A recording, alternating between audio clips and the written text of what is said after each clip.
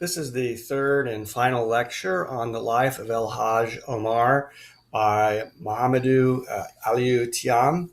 He was a Fulani poet who was a companion of El Hajj Umar Taal.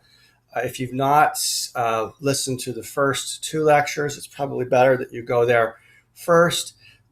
This lecture focuses on the latter part of Tyam's Qasida to El Hajj Umar and or praise poem to El Hajj Umar. The first lecture establishes the historical context of and discusses what a qasida is.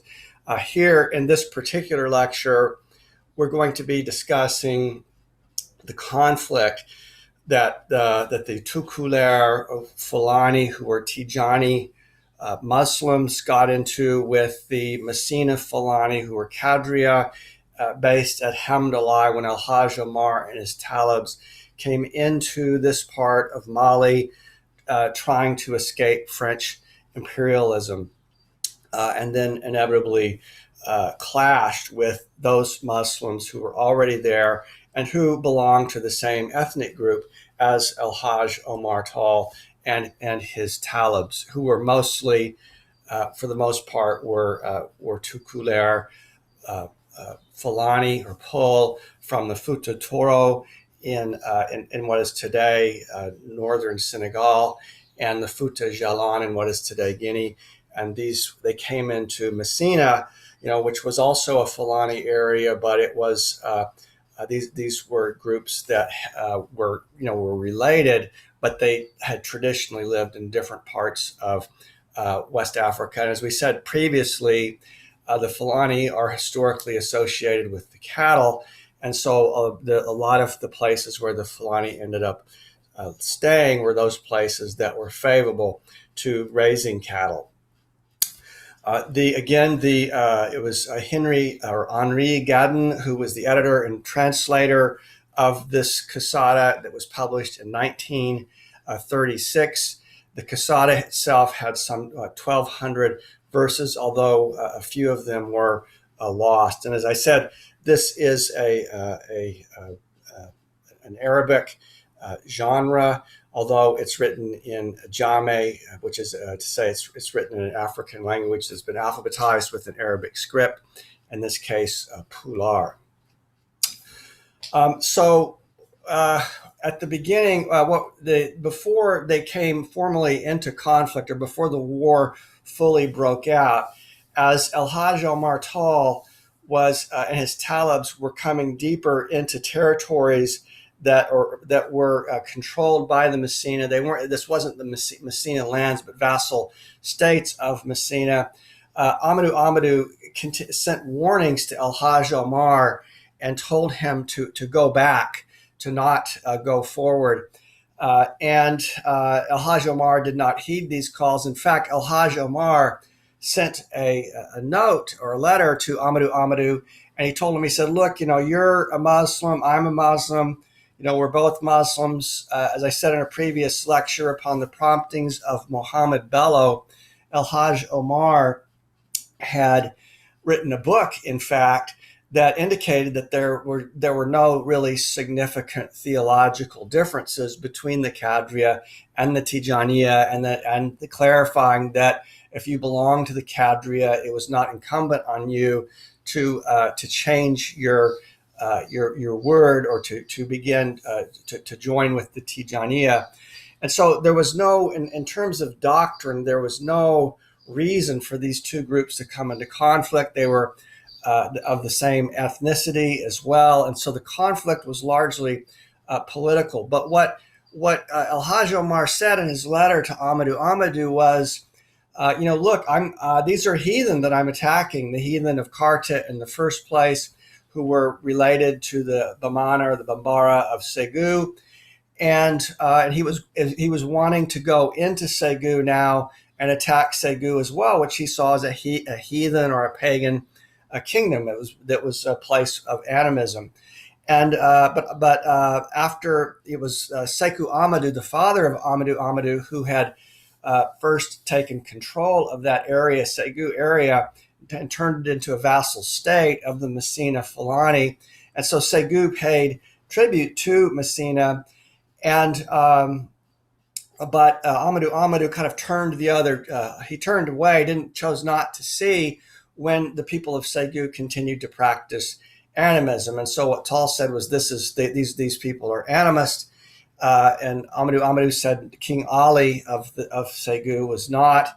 He insisted that he wasn't, and he told El Hajj Umar to turn around. El Hajj Umar said, let's attack him together, and then we'll split the spoils of war between us, or we'll split up the booty. Amadou wanted no part of this, and you can see when you look at the history of the exchanges between El Hajj Umar and Amadou, like his father, Sekou Amadou, who had attempted indeed to kill El Hajj Umar upon his early days of his return from Mecca, looked at El Hajj Umar with scorn, as a kind of referred to him as a kind of a poor beggar. And Amadou was a very proud man, and he did not give El Hajj Umar the respect that, for instance, that Tyam felt that El Hajj Umar was due. And so it became very personal in the conflict between them, particularly on the side of Amadou, who was very resentful of the coming of the Tukloor, Tijaniyya, the Talibs of El Hajj Umar into central Mali. And so from very early on, they got into a conflict. And after Amadou had sent a warning to El Hajj Umar after he had taken Karta. And let's read what Tyam says. He says, Segu rallied its warriors, Messina rallied theirs, their armies joined forces, and they set up camps.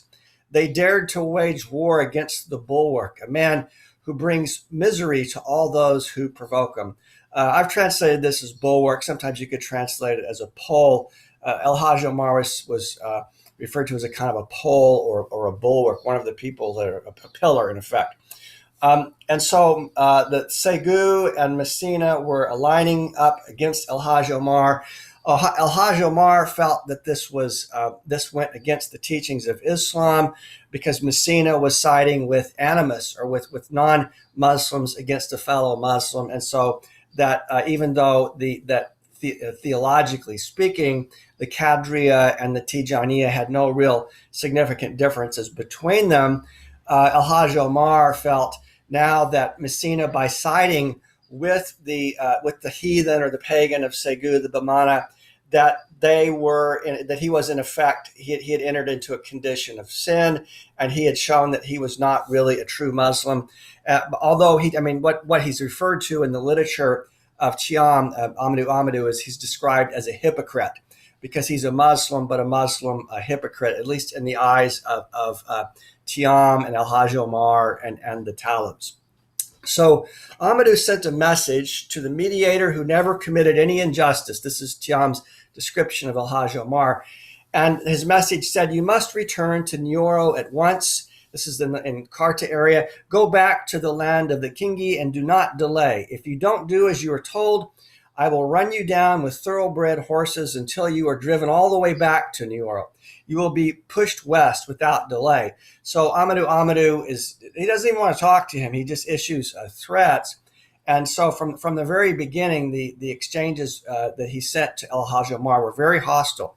And the Sheikh replied, or El Hajj Umar replied to Amadou. Amadou said, I'm merely a slave of Allah. I only listen to the words of Allah and Allah's representative on earth, which would be the Prophet Muhammad.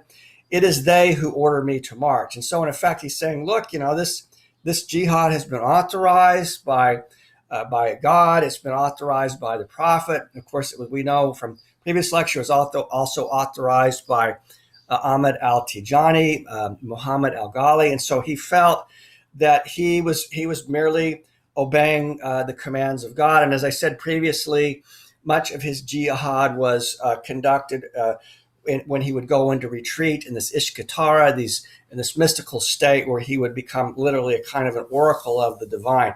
And so Sheikh Umar and his talibs, believed they were merely doing the will of God, but Amadou saw it differently. But so in the eyes of the Sheikh, however, and the talibs, Amadou and the Messina Fulani were hypocrites.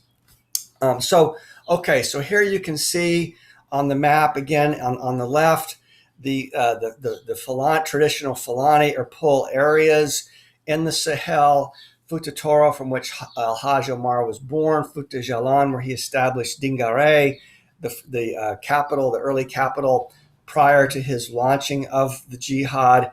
And then you can see, and if you look to you can see Messina there, which is the lands of the Messina Fulani, based at Hamdallah, under the control of Amadou. And so, if you look, you can also see on the right a carta at the top in the red. This is the lands that El Hajj Omar successfully conquered, and you can see there a carta Nyoro. These were the Bambara, that is, who El Hajj Omar had already defeated at Nyoro. And so essentially what Amadou was saying to El Hajj Omar is, look, you got Dingare, he's captured Minion, he killed the king of Minion, beheaded him, killed Yimba, or Yimba got killed anyway. And then, he'd taken control of Carthage. He said, look, that's for you, don't come any closer, not just into Messina, don't come into Segu, even though it was animist. Amadou felt that it belonged, it was under his protectorate, and the pagan or the heathen of Segu paid him taxes. And then you can see Hamdallah there too, which was the capital of the Messina Empire. So Amadou rallied his warriors, and Tyam tells us, and the world grew black with those who opposed us. Messina and Segu united against a generous, elected, and hard man who never softened. Of course, this is Tyam, who adores El Hajj Omar, his description of him. They united against the true man of discernment, a courageous man who knew no fear. The two armies now stood face to face. They built their camps right across from one another. They hurled insults at one another until the sheikh at last received Allah's command to ford the river. The enemy could do nothing to stop us. Listen, Amadou. This is Tyam addressing Amadou directly, who by this point was dead. You know very well that it was wrong of you to form an alliance with these incorrigible heathen who refused to convert. So this was the view of the Talibs. This was the view of Tyam, that Amadou had formed an alliance with the heathen instead of with his fellow Muslims. This goes against the teaching of the Prophet Muhammad, against the teachings in the Quran. And so he had effectively rendered himself a hypocrite when he should have been sided on the side of fellow Muslims, as El Hajj Omar had made him the offer. So the two armies, so you have the united armies of Segu and Messina on one side of this conflict, and the Niger River, or the Jolibal, separated them. And on the other side of the river, you had the armies of El Hajj Omar, the Talibs. And for a long time, they sort of just stared at each other. But finally, the river was crossed, and the war between the two broke out in earnest. Now, here is, you can see image of Segu on the river, on the Jolibal River. It's also made of adobe, like much of the Sahelian architecture.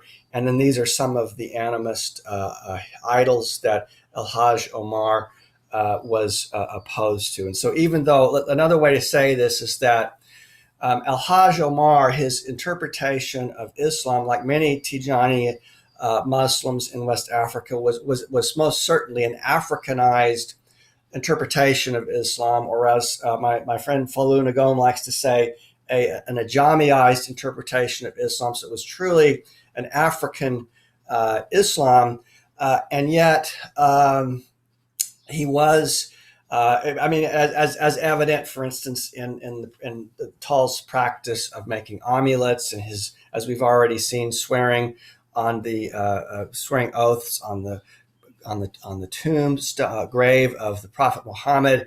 These are all practices that Arabian Wahhabiyya are opposed to.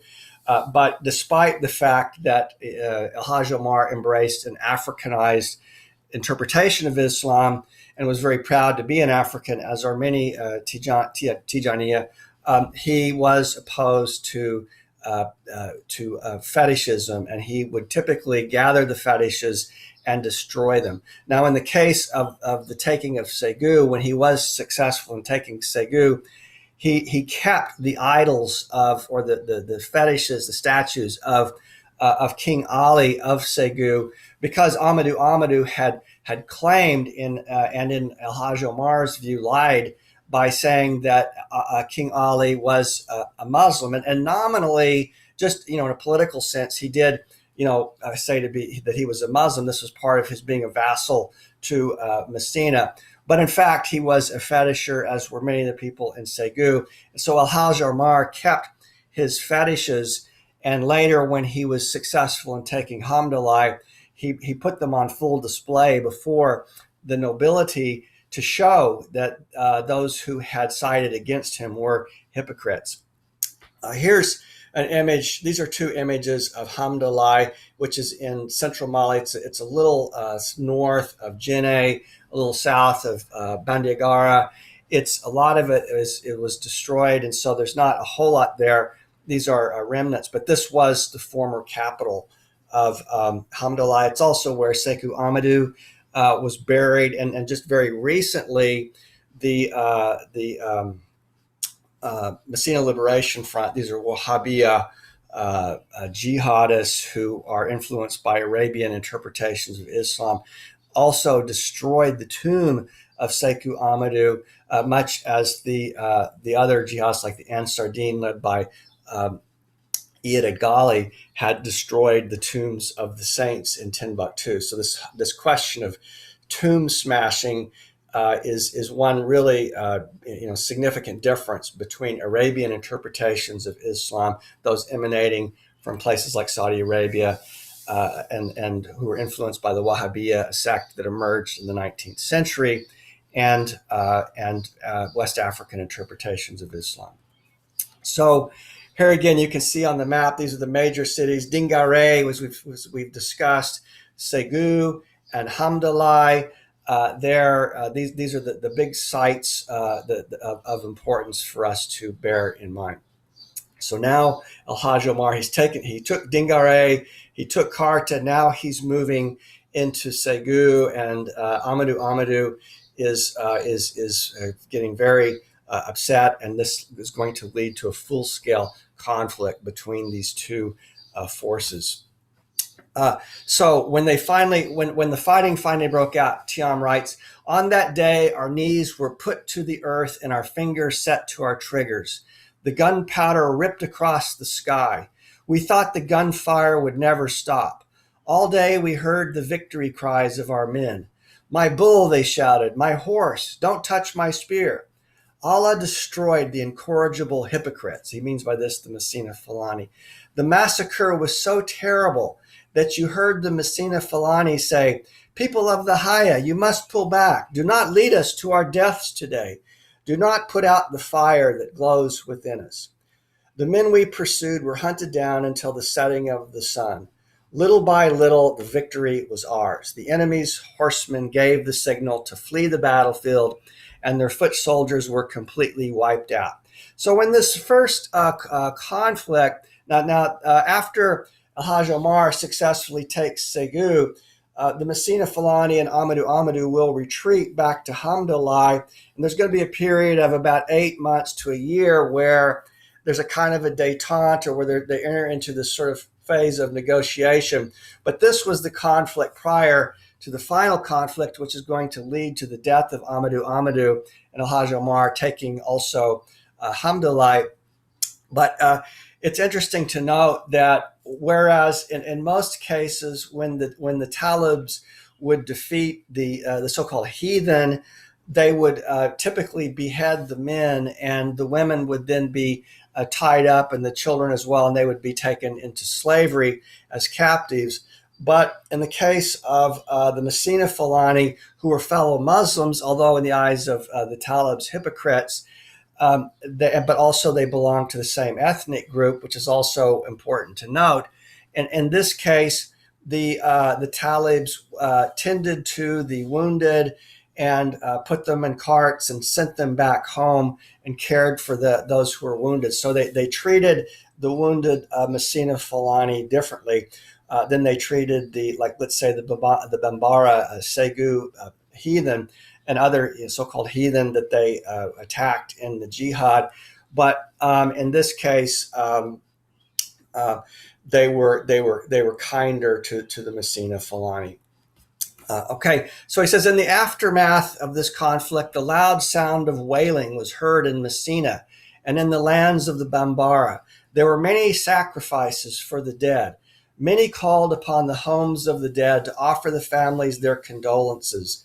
This went on for days and days. All the heathen from the land of Segu now came forward to convert.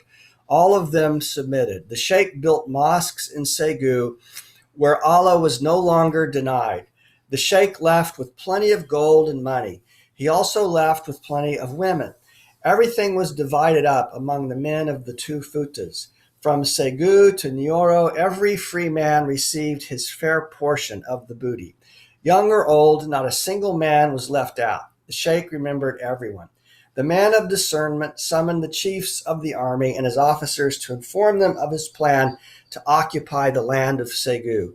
He wanted to make sure it would not later be destroyed. So when Hajj Umar took Segu, one of the things that they saw immediately was that there was a tremendous amount of gold, and they were amazed that they didn't know there'd be that much gold there, and they found in the palaces of King Ali a lot of wealth. And Ali at this point had fled, and he had gone to Messina, and he was now under the protection of Amadou in Messina, who had retreated to the north. And now Hajj Umar establishes himself in Segu. Now, one of the reasons why he didn't immediately attack the Messina Fulani and allowed them to retreat was that he was fortifying himself. And so in this long period of 8 months to a year where Messina and the Tukloor were negotiating, Hajj Umar was fortifying himself in Segu. And so he took the wealth, he took the gold, he built mosques, he appointed his son Amadou as emir of Segu, because remember again that Hajj Umar, following the injunction of Muhammad al-Ghali, said that he would not consort with kings. He was a jihadist. His mission was to spread Islam in heathen lands, but he was not himself to become a king. And he was not. He had no desire to do that. But he did establish his son Amadou as emir of Segu, and he also established other relatives of his throughout the region and the various places that he conquered. He had, it's estimated, he had probably around 100 children at the time of his death. He had from his 4 wives, and he had other women that were his concubines as well. And he had many children. And it seems one of the ways of thinking about what he sought, perhaps, and this is perhaps somewhat speculative, was to establish a kind of a kingdom that would not be ruled by him, because again he was a jihadist, but would be ruled by his offspring. So you could make a comparison with, say, what happened in Saudi Arabia when you had an alliance in the aftermath of decolonization, when you had an alliance between the Wahhabiyya and the Saud family, and it was a similar kind of phenomenon. It was an alliance between Tijaniyya Islam, or the interpretation of Islam that was Sufi Tijaniyya, and the family of Hajj Umar. So this was what seemed to be taking shape. Now, one of the things that happened, one of the reasons why the empire that he established was not successful for very long, was that many of the lieutenants that he installed in the towns that he conquered, were far better at conducting jihad than they were at administering a kingdom. And so this became a problem in the later days of the empire as it began to balkanize or fragment. But here at this point, he's building up Segu. He's taking the wealth that he found there, and it's this uneasy period of negotiation between Hajj Umar, who's established himself in Segu, and Amadou in Hamdallah, and they now border one another. And it seems inevitable that conflict will eventually break out, but there is some effort to try to negotiate, and letters are exchanged between the two men. The distance, let's say the walking distance between Segu and Messina would be about 3 or 4 days at a brisk pace. So this was how long it would take to get a letter from there and back. And so the Sheikh inspected the walls of Segu that were built by Ali, King Ali, who now fled to Hamdallah. The stronghold was in good shape from top to bottom. The walls were thick and made to hold out in the heat of the battle. The man of discernment demolished the house of idols until it crumpled in a heap of dust. But he did not destroy the idols, for they gave evidence of all that he had said. So this is going to prove that Amadou is a hypocrite, that he had sided with the non-Muslim heathen against a fellow Muslim. A mosque was built in its place. It was not erected until all the plans had been well considered. At this site, we directed our prayers to Allah, the living one who will never die. We also invoked Amadou, the prophet, on this site. Now he's referring here to the prophet Muhammad. Amadou's being another name for the prophet Muhammad. And so this great pagan or heathen kingdom, animist kingdom of the Bambara, that had long been animist, was now turned into an Islamic capital of the empire established by Hajj Umar, and it remained this way for some time to come. Okay, so he says, Amadou, this is Tyam, sent more of his men against our sheikh. When they arrived, they came before him and gave him a letter, which was read aloud. Now, we're now in the period of negotiations, and so Amadou sends a letter to Hajj Umar, and effectively, what this letter said was, and I'm simplifying it, but basically, look, you stay in Segu, you can control that part, you got it, you won that. We'll stay here in Messina, and we'll just let bygones be bygones. Okay, and so the way this is Tyam's interpretation, I'm not so sure how accurate this interpretation of Amadou's motivations were, but he says Amadou finally understood the evil nature of the things he had done. He realized now the sinfulness of his own conduct. His tears begin to flow in abundance because he's effectively asking for a truce. Now he's not, he's also, he has to face the nobility in Hamdallah, and many of them didn't want the conflict and were not really thrilled with Amadou's aggressive approach to the coming of the Tukloor. And so his sending this offer for a truce was also a kind of a mollifying or assuaging of the nobility who didn't want there to be a further war between these two forces. And I would note here that although the Messina Fulani were very powerful and they had a vast army, in fact bigger than the army of Hajj Umar, Hajj Umar had been very successful in acquiring firepower. Now, as I said previously, in a previous lecture, they had these two billy goats of the governor, these howitzers, and when King Ali heard them roaring, he thought it was thunder. They had many more rifles than the Messina Fulani. So the Messina Fulani were very brave, but they didn't have near as many rifles, and they fought mostly with spears and bows and arrows. So the Marabout sent from Messina Fulani stood before the sheikh and read his letter out loud.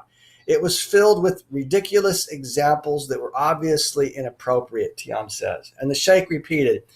The sheikh said, "Never repeat that argument here. If I ever hear that argument from your lips again, I will cut off your head." So the Marabout's argument was abandoned. So the sheikh rejected this offer for a truce, and part of the reason why he did was he said, "Look, you went to war against a fellow Muslim, and you sided with a heathen against a fellow Muslim, and so you're in terms of doctrine, Islamic doctrine, you are in the wrong." And he even offered to send their case to some third party, a jurist who would arbitrate between them. Because he knew that from a theological perspective, he had, or at least he felt that he had a very sound case, and Amadou had a very weak case. So he offered to turn it over to arbitration. This is an offer that Amadou will reject.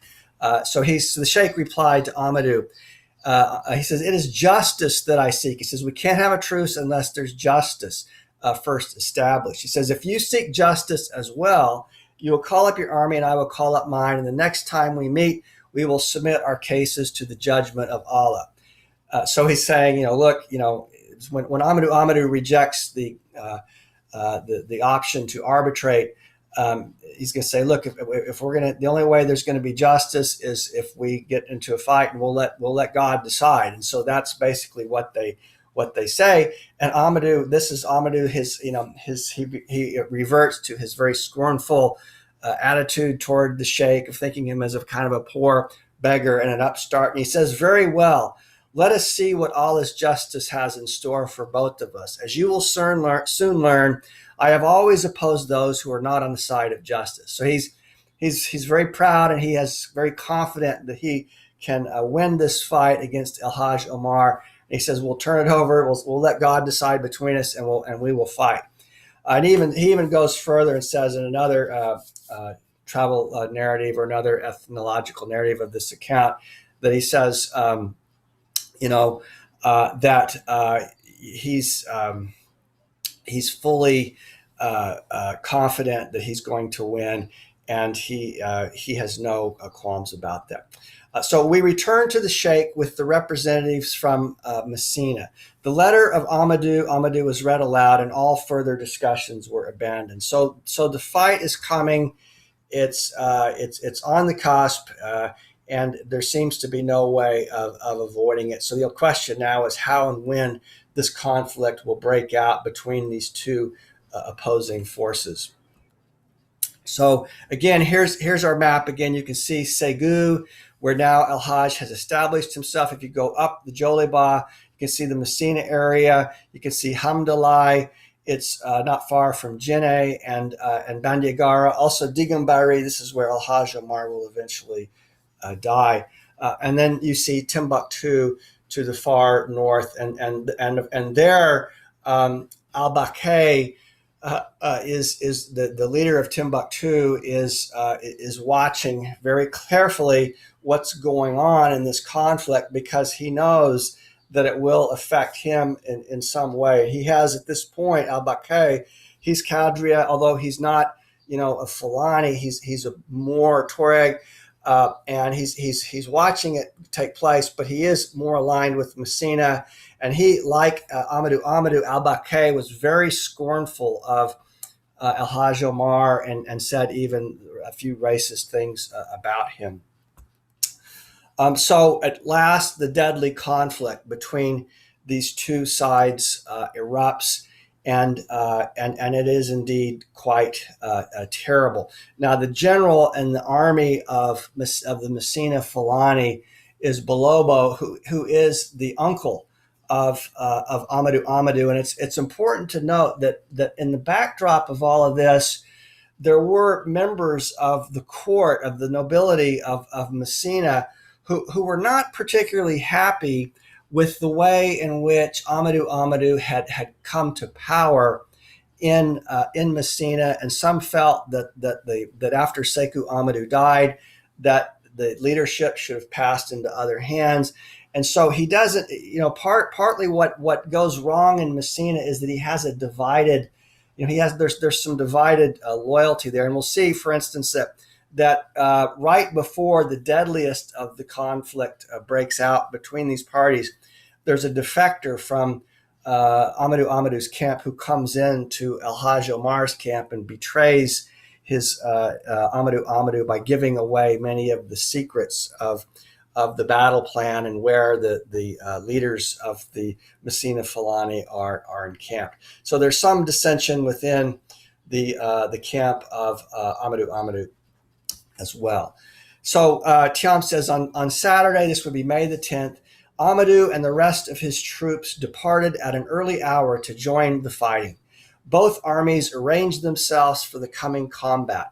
We performed our prayers, and then the two armies hurled themselves at one another. They collided on the battlefield. Many terrible deeds were performed that day. We were driven back to the place where our sheikh commanded us. We were driven back even further beyond our sheikh. Those who kept their pride did not allow themselves to retreat any further, but we feared it would not turn out well for us. On that day, Ali Muhammadu, the Arab from the Mole family, and his men responded to the allure of the soft wedding bed. They lay down in sheets that were perfumed with an odor of unending delight.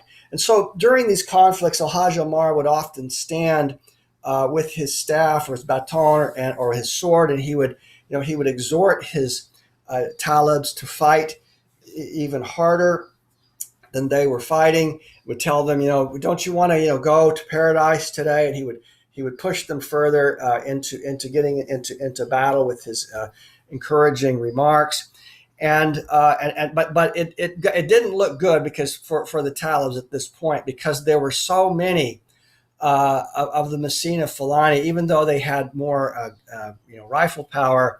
The Messina Fulani were vast. Their cavalry was vast, and eventually the Messina Fulani drove them back far enough and completely surrounded them with their army. And at this point, the army of Hajj Umar was beginning to run out of bullets. Now Amadou didn't know this, but this was indeed the case, and the situation was beginning to look quite desperate, because these were two very formidable armies and very brave soldiers fighting one another in a conflict that was very, very tragic. Again, I compared it earlier to the American Civil War in the sense that brother fighting brother, cousin fighting cousin.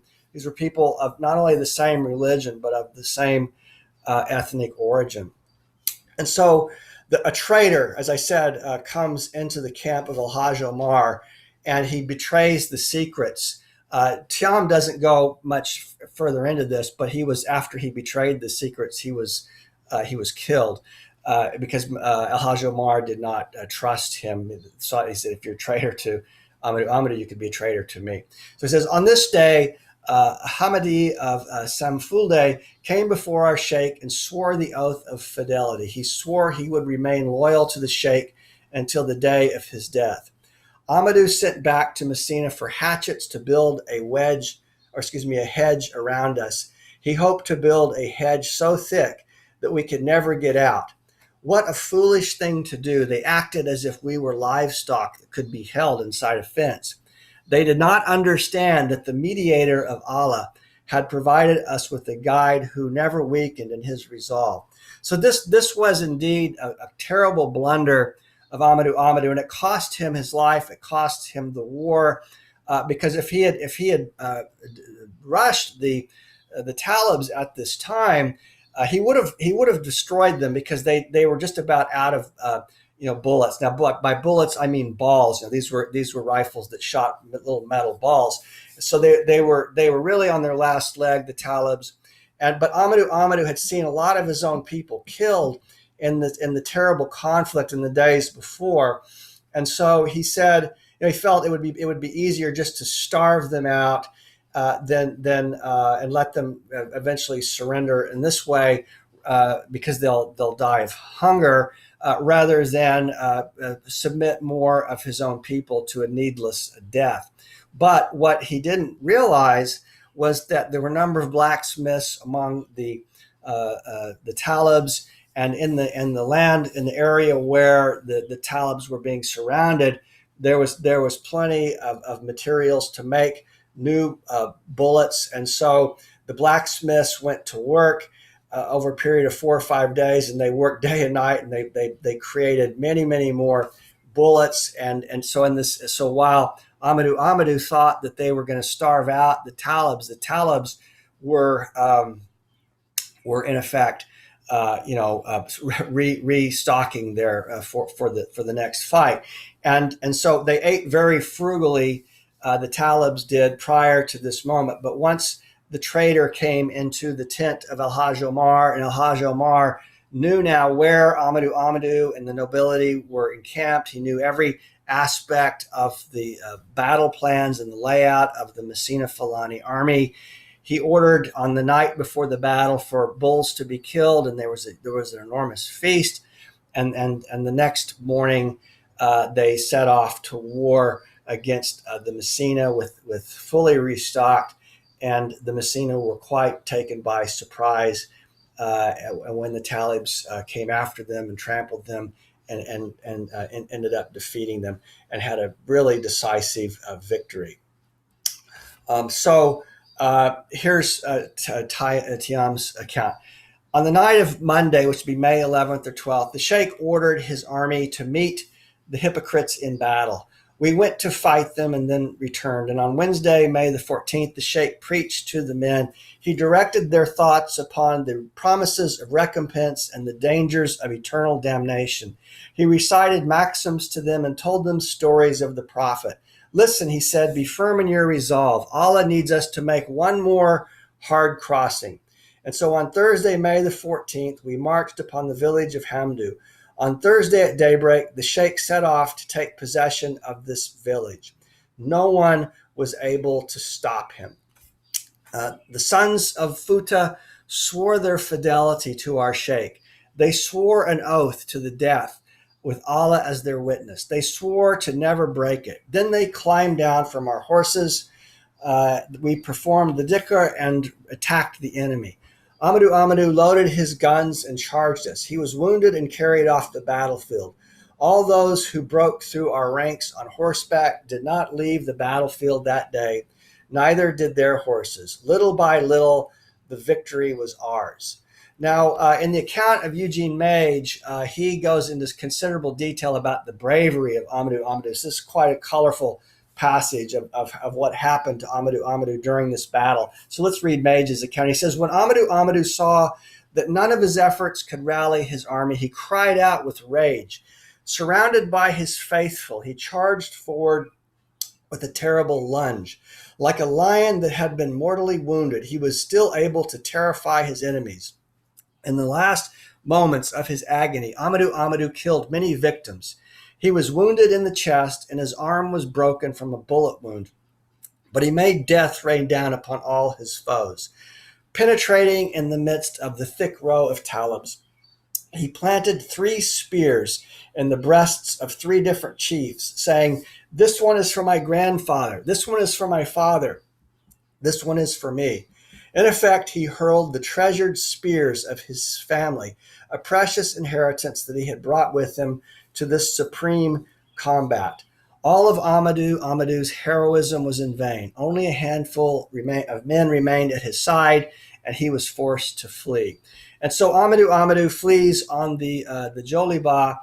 He takes he gets when he's very wounded. There are 4 pinasses that or pirogues perhaps.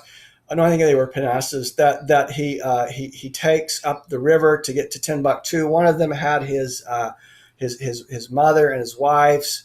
Another had some of the nobility. Another had his books, and another that he was in himself. And he fled up the river to get to the land of Timbuktu, to the land of the protection of al-Bakay. This was ill-fated. He was captured on the river.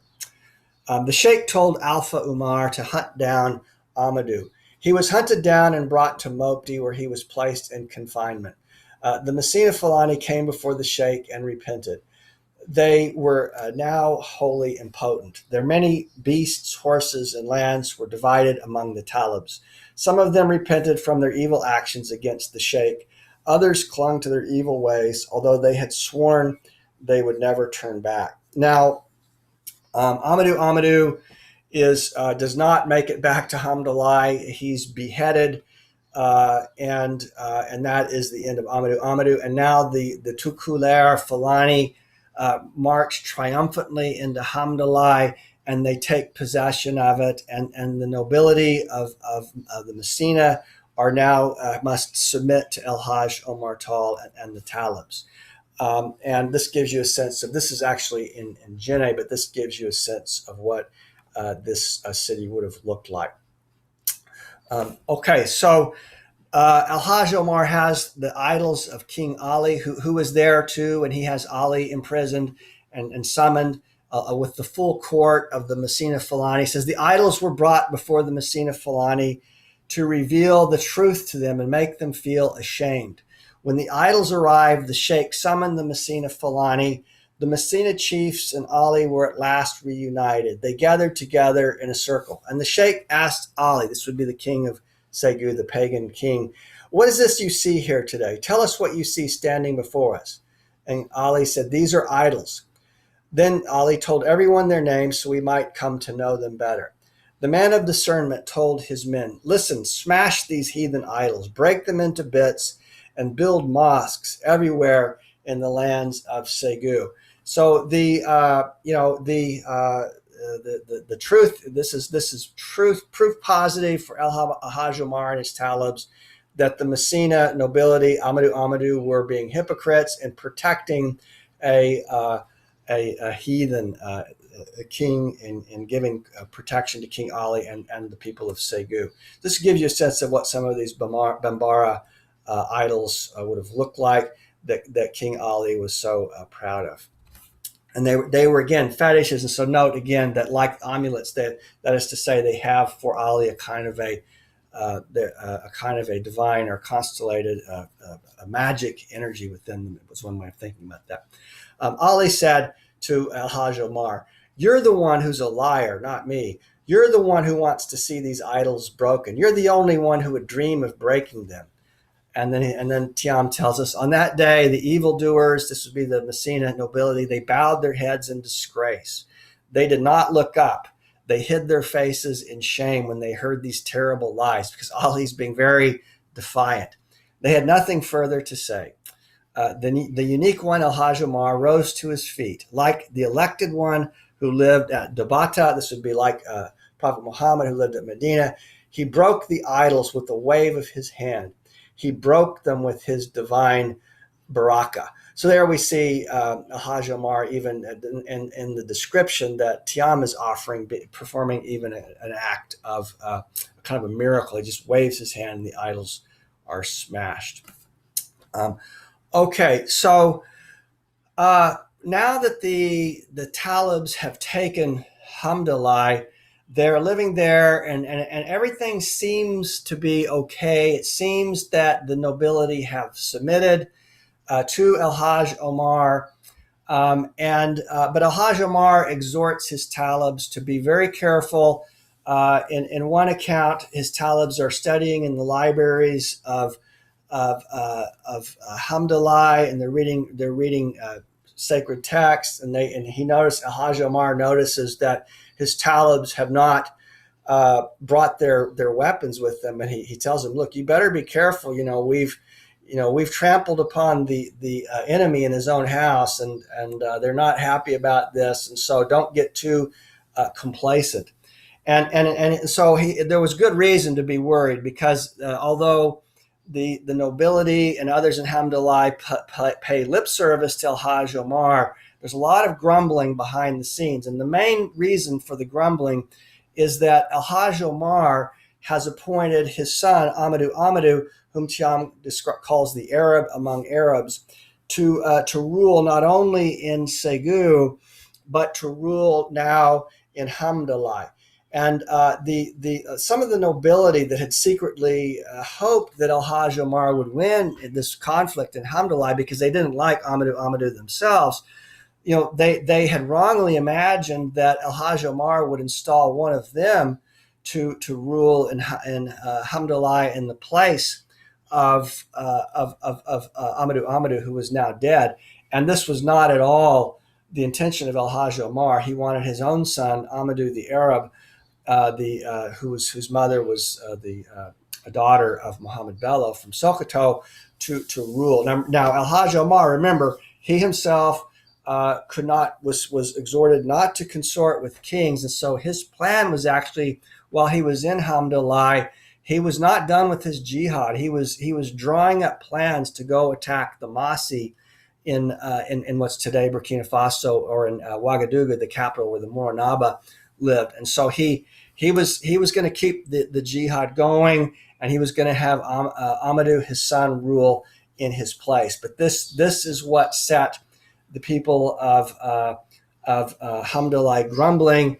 And in the meantime, there was a secret exchange going on of letters between Balobo and some of the other nobility, the uncle of Amadou, and al-Bakay in Timbuktu. And so there was this unrest that was under the surface that was soon to boil to the forefront.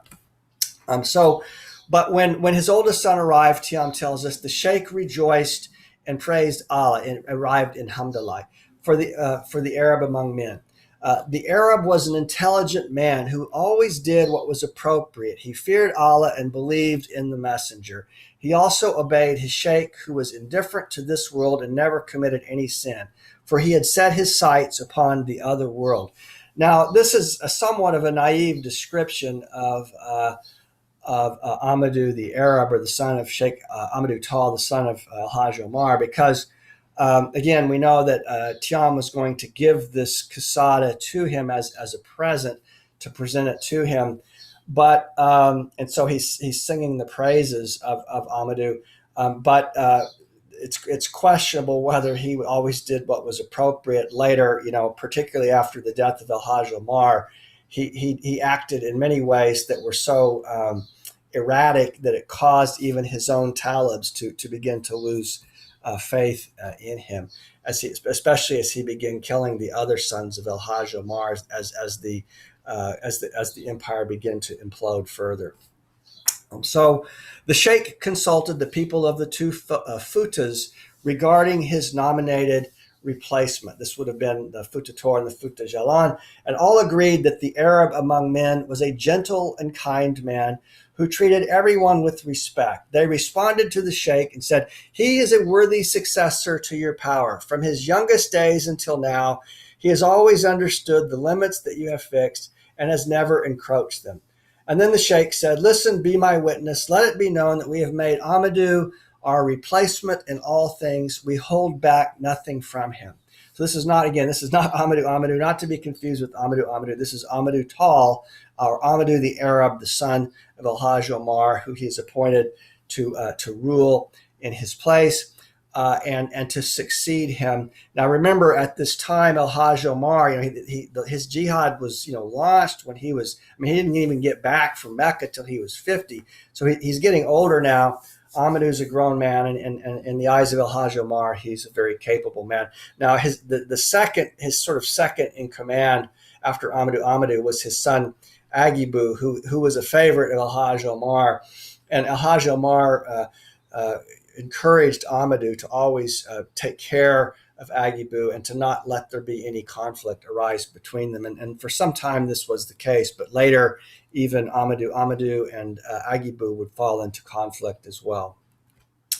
The sheikh taught Amadou, the Arab, many things that had formerly been taught to him. So he's being initiated into the secrets of the Tijaniyya as well. Now Amadou knew all the things that he needed to know. The sheikh told him, "I entrust you to the one who never dies and the one for whom the world was created, the one who lives at Dabata or Medina," which would again be the Prophet Muhammad. So after Amadou is invested with the power in Hamdallah, he goes back to Ségou, and when he returns, he finds that it's in revolt, and Agibou is there. He knows that this is happening, and he knows he's in trouble. Amadou gets back, and when he gets back, he summons the people that that are involved in the revolt, and he has them rounded up and imprisoned and beheaded.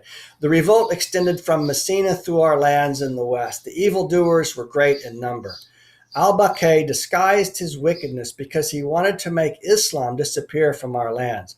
He wanted to reestablish heathenism and destroy true religion from top to bottom.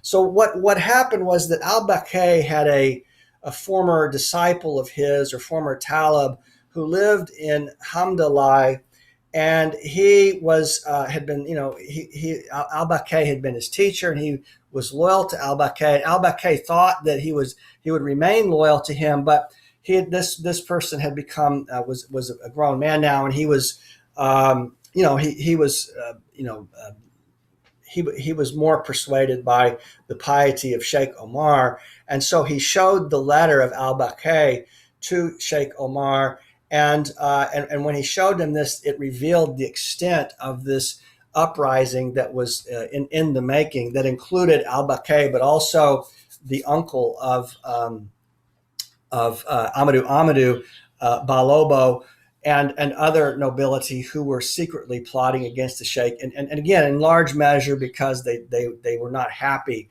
with the fact that he had installed his son Amadou the Arab to rule in Hamdallah. So here you can see Ahmed al-Bakr al-Kunti, who lived from 1803 to 1865. He was a Moor or Tuareg in Timbuktu. He was the same man who offered his protection to Heinrich Barth, the traveler, when Amadou wanted Heinrich Barth to be killed, but he did not kill Barth, and he let Barth go. Barth came back to Europe alive. So he's an interesting figure, but he was also, he was very proud, and he referred to Hajj Umar as a poor black slave. Was very scornful of Hajj Umar. He was Qadriya in the same way that Amadou and Sekou Amadou were Qadriya, and so they were loosely allied with one another against the Tijaniyya. But this broke out. This conflict. He became involved in the conflict, and his involvement becomes decisive. So again, you can see here on the map, if you look to the far right corner, you can see Timbuktu there. This is where al-Bakr is established or installed as leader. Then you can see further down the Joliba, the Niger, Messina. And again, remember, the Niger functions as a kind of a highway. In effect, this is all of the great civil kingdoms of this part of Africa were established along the river, which served as a conduit, like a highway one could travel on. Al-Bakr sought to do through circulating letters to all who lived in these lands to inspire them to revolt, Tyam tells us, to make war upon the bulwark, who never committed any injustice. He did so because he was envious of the sheikh, who never erred. It was you, al-Bakr, who performed the first act of evil. Yes, it was you alone. You are an incorrigible evildoer, Tyam says. From Messina to Nioro, you are certainly responsible for what happened. You are the reason so many revolted in this land. So Tyam is very bitter about what's going to eventually happen to Hajj Umar and the defeat of the Talibs in this uprising that takes place. And he blames al-Bakr more than anyone for what happened. And he says that he will pay the price when he faces final judgment. The sheikh counted out an army. Once he realized the revolt was in full swing, he counted out an army and gave it to our Ardo Aliu, who departed but then fell under siege. Now, where he was going was to talk to Balobo, who was the uncle of Amadou, who pretended that he wanted to negotiate with the sheikh. He had been imprisoned, and he was able. Someone let him and his son out of prison, and he fled. Al-Hajj Umar had allowed many of the nobility who had originally fought against him to not be executed. He said his conflict was with Amadou, not with the nobility. But after this became clear that this revolt was brewing, he locked up the members of the nobility in Hamdallah who were in revolt. But Balobo and his son were able to escape. Someone let them go. And so now they were going to negotiate. And in the letter, Sheikh Omar, he didn't trust Balobo, so he sent an army. But when he got there, the sheikh did not get quite yet how extensive this revolt was, and partly because what was happening now was al-Bakr was coming from Timbuktu with warriors as well, and so when when Ardo Aliu arrived, he was overwhelmed. And so then the Sheikh Umar sent Alpha Umar, who's often referred to as Alpha as the glistening skin or the shiny black skin. He's often described as having very black skin. Very black, shiny skin is the way that Tyam describes him in the epic, or in the quasida, which is also an epic of war.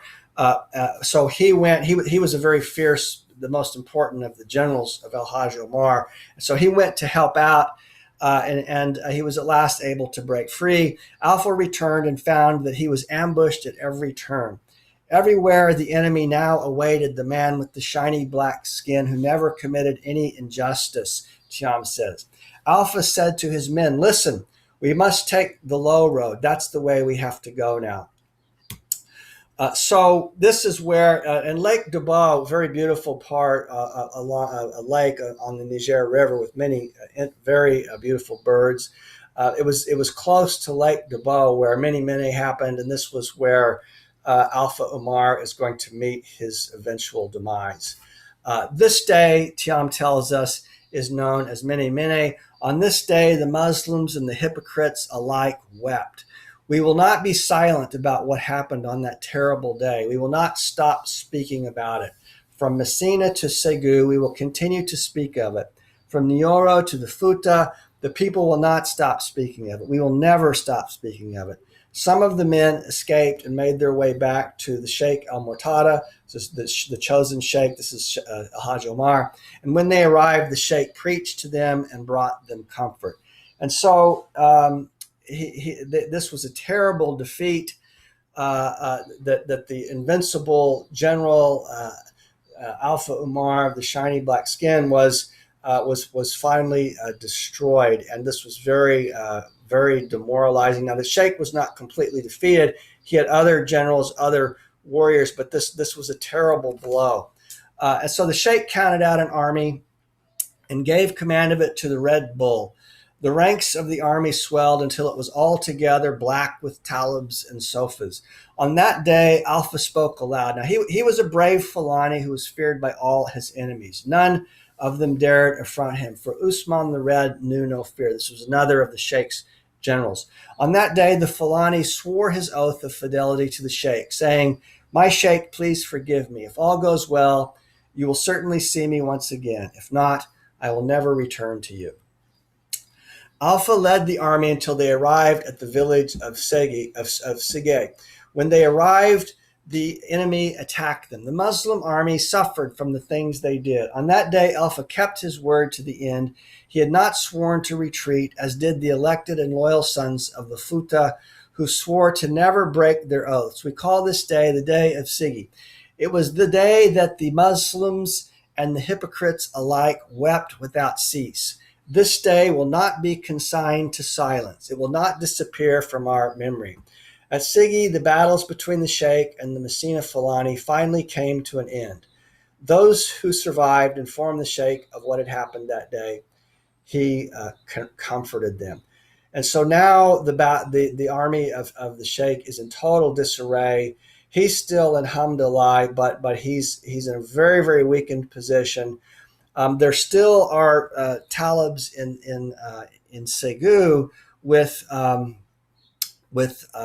his son Amadou, but a lot of during this time of this happening in Hamdallah, the communication between Hamdallah and Ségou was not very good, and so there wasn't, people in Ségou did not know what was going on, and so.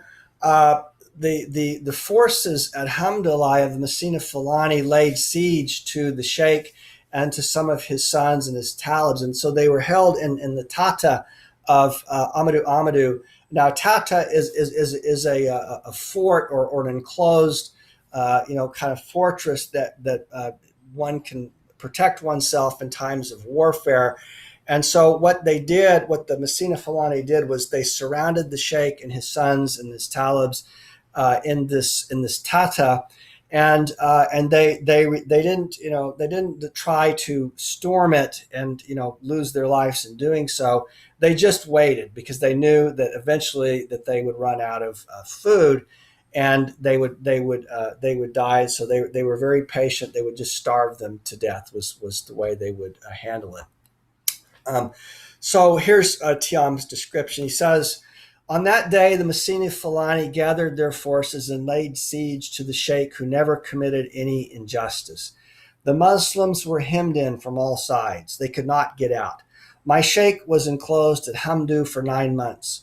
From Zulhijjah to the end of Shabbat, they could not get out.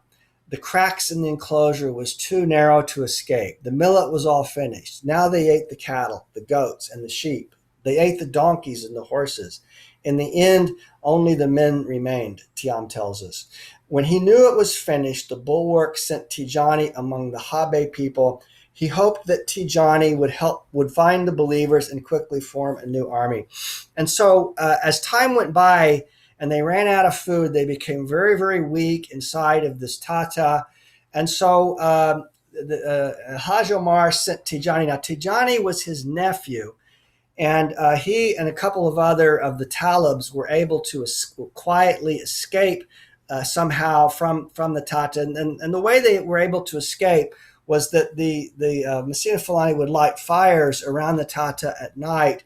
And they became, but because as the siege was protracted, that they weren't always as vigilant as they were in the early days of the siege.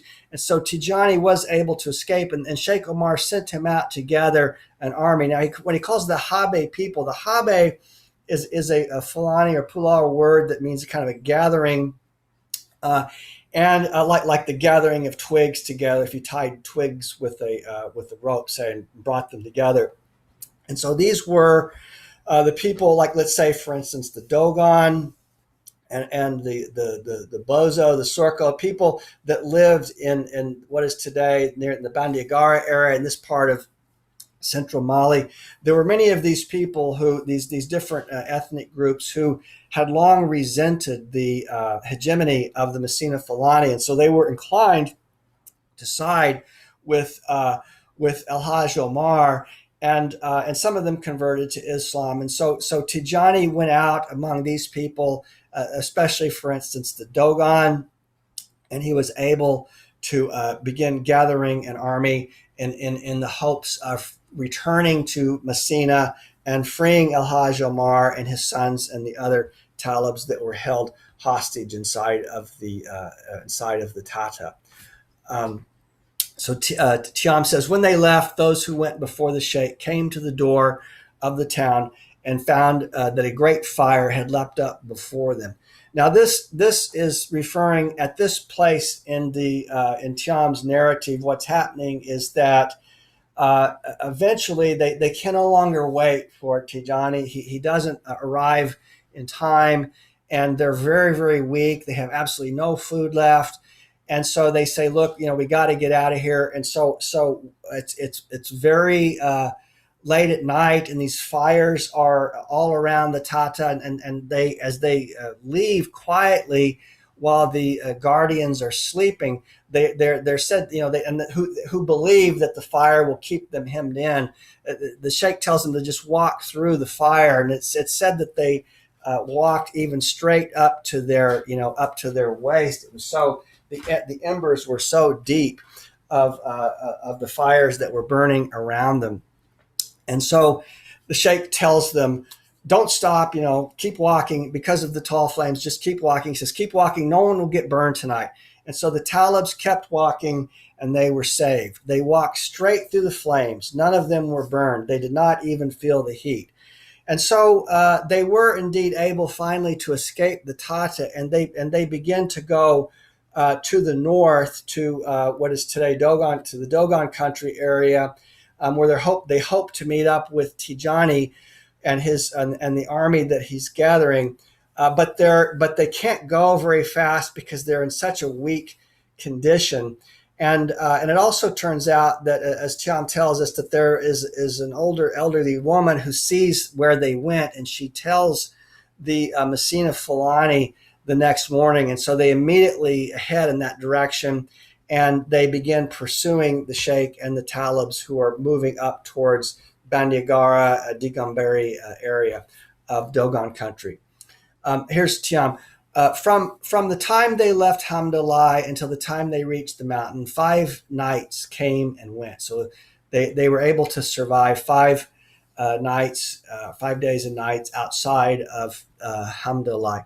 The next day, the life of the sheikh came to an end. But on this day, the third day of Ramadan, Thursday, which would be February 12th, 1864, something stupendous happened. What happened will always be remembered. It happened not far from Digambari, the best of all the villages in our lands. This is a Dogon village. In this place, the bulwark without equal disappeared into the crack of the mountain. He entered into the most exalted of all our mountains in the west. O Allah, how I wish I too had been with them that day. I wish I had stood beside my sheikh, because Tyam was back in Segu with Amadou, the sheikh's son. Whoever does not have the means to visit the cave of Mount Hira, which is in Mecca, may he visit Digambari instead. Those who go there will leave all their worries in this life behind. Okay, so just unpacking this for a minute. Again, Mount Hira is where Prophet Muhammad receives his revelation. And so this cave is being compared to that, which is indeed a very high comparison. And so what happens is that these are Dogon escarpments. They look somewhat like the in Monument Valley, Arizona, the escarpments there as well. And they climb up into one of the escarpments not far from Digambari, this Dogon village, because they think that they'll have a better shot at the Messina Fulani coming down. And there's a cave that are coming to this cliff, and they're very weakened. Remember, they're in a very weakened condition. And so they come to this cave, and they're inside the cave. They have explosives with them, and the Messina Fulani begin to attack and this includes Bolobo, the uncle of Amadou. They begin their assault on the sheikh and his sons and his talibs inside of this cave. And because it's there, and even some of the talibs even went down and surrendered because they knew that they had very little hope of survival, and their only hope at this point was that Tijani would arrive, and he had not yet arrived. And so there's a tremendous explosion that takes place inside this cave, and all of the body parts of the sons of the sheikh and the talibs who are inside the cave are decimated. Now, in the case of Hajj Umar, his body was never recovered, and so what the historian will say is that he was blown up inside of the cave along with his sons, his 2 sons that were with him. These are not the sons were not Amadou or Agibu, 2 other sons.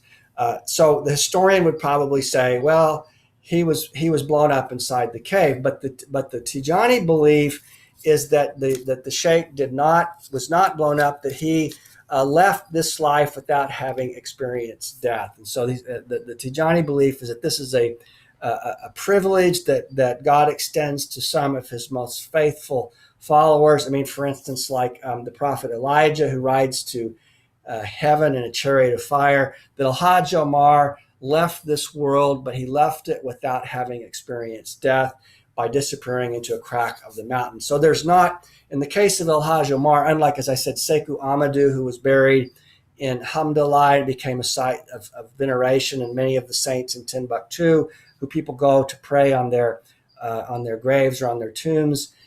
In this case, there was no grave for Hajj Umar, but the grotto and the cave in Digambari, it remains a very sacred place for the Tijani who gather there every year. And Hajj Umar, one claims that he is seen from time to time, not he actually seen, but his double is seen along the escarpments. This is a very common claim made among those who believe him, who believe in his teachings. But of course, he died, and the Tijani will say, yes, indeed, he died. So it's not he eventually died, because all who live in this life die, just as the Prophet Muhammad died, but that his double continues to be seen. This is the belief. And this is in, again, not far from Bandiagara and near the Dogon village of Digambarit, the grotto of El Hajj Umar. So now eventually Tijani, what happened then was that Tijani finally did arrive, and he had an army, and he destroyed and killed Balobo and those men who had attacked the sheikh and his sons, and threw their bodies into a bonfire and burned them. And so he did finally come, and he was triumphant. And so from this point forward, for some time, it is Tijani then who becomes the sovereign of this part of Mali, because Hamdallah, Balobo, the Messina Fulani there have been destroyed. Hajj Umar has been destroyed, so the leadership falls now to Tijani. But the lands are greatly decimated. This is what's important to note, is that the landscape, the people, the villages, it's just been very terrible conflict between these two sides. And this is what in placing this in the context of our other, previous lecture, we talked about French colonization. Remember, all the time that these two sides are fighting, the French are watching on the margins. And now they're able to come in, and it's very easy for them because the land is so decimated. And so the French are finally able to take this part of Mali, but they were only able to do so because of this policy of divide and conquer and the way in which the two forces that were indigenous to this region decimated one another. Here's an image of the Pays Dogon, central Mali. It's a very beautiful part of Africa where the Dogon live and historically have lived in the escarpments in the mountains, although today most of them live down in the villages below. But this Bandiagara becomes the site of Tijani's, where he rules from, and then later Agibou Taal. When Agibou Taal and Amadou Taal come into conflict, Agibou Taal will make a deal with the French. He sides with the French against his brother Amadou. He's at this time is in Dingare. He's returned to Dingare just to get away from Amadou, who has threatened to kill him. And so it's very tragic because Agibou is victorious in siding with the French. Many people are not happy with that fact, and that Agibou as a kind of a traitor. But when you look at the historical facts of Agibou's life, you see that he had very little choice. It was essentially either side with the French against his brother Amadou, or be killed himself by either Amadou or the French. And so he sides with the French. And finally, Amadou is defeated. Now, Amadou is not killed, but he retreats to Sokoto, the land of his mother, where Muhammad Bello lived, and he remains there until his death. Here is the account given by Tyam. He says, "The Messina performed many evil acts to bring harm to our sheikh, but there is no doubt that Tijani Amadou gained his vengeance upon them all. Even they can't deny it. May Tijani Amadou be raised, praised, blessed, and glorified. Before all others, he girded up his loins and took action. He is a hard man who never softened. All the sons of the sheikh and the talibs must follow in his steps and seek vengeance against all the evil that was done to our sheikh. They must not stop until we are completely avenged. O my master, elevate my sheikh and his sheikhs to the celestial abodes. Elevate them by virtue of the baraka of the Arab of Zamzam, who never wearies." So he's very bitter. Tyam is, and he loved Sheikh Umar very much. He was sad that he could not be with him at the time that he died, but he glorifies the exploits of the nephew of Sheikh Umar, Tijani, and he exhorts the other talibs to seek their vengeance.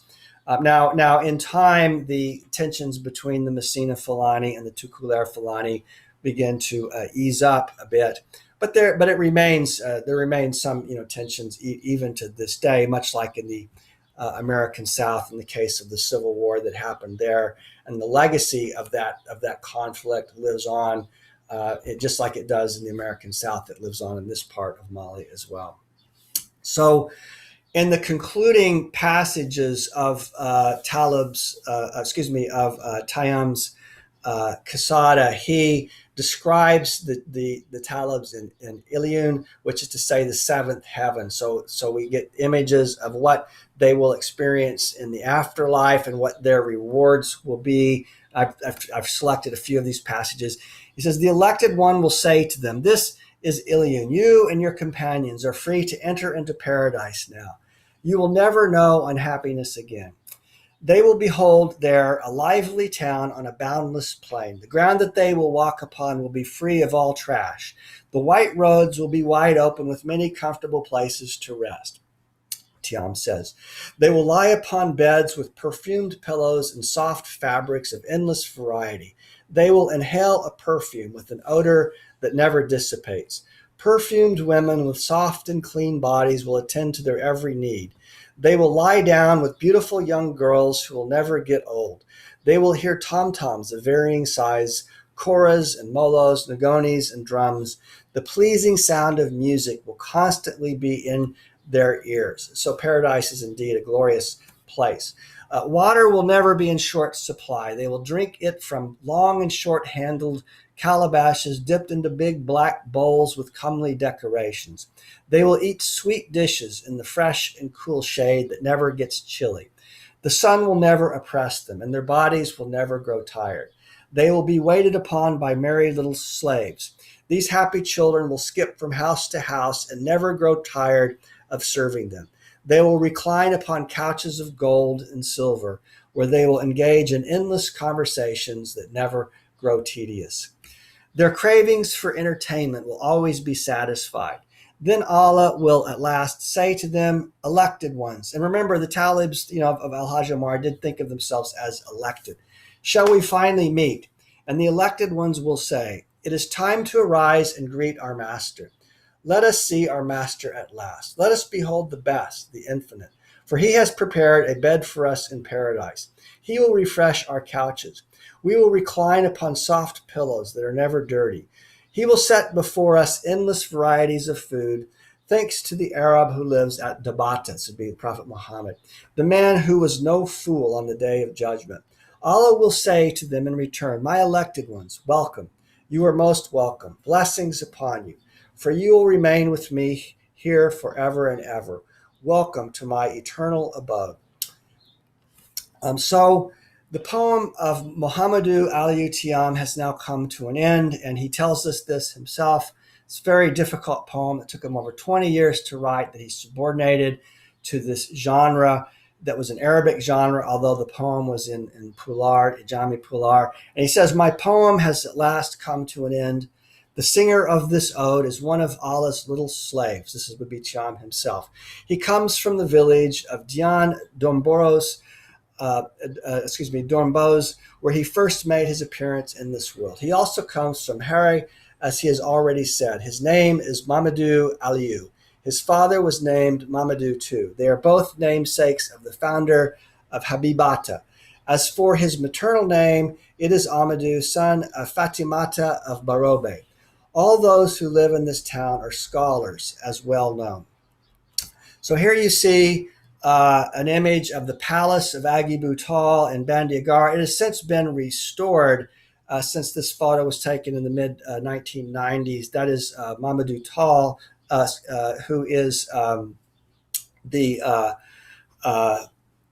of the ancestors of Al-Hajj Umar, standing before the palace in ruins. There again, you can see another image of the same palace. Here is a picture of Agibu, who ruled from Bandiagara.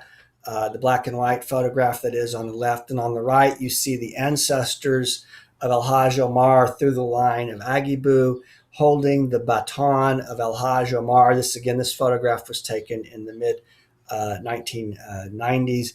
That is on the left in the blue, and sitting on the ground with the white cap. That is Al-Hajj Sekou Taal, and the cousin of Amadou Ampete Ba, and one of the great cultural figures of the 20th century, who lived most of his adult life in Burkina Faso, although this photograph was taken in Bandiagara. And Muntagar Taal is the man who sits holding the baton of Al-Hajj Umar. And on his lap, are other relics of Al-Hajj Umar, including a hair from the head of the Prophet Muhammad and the Quran of Al-Hajj Umar inside of the white sack.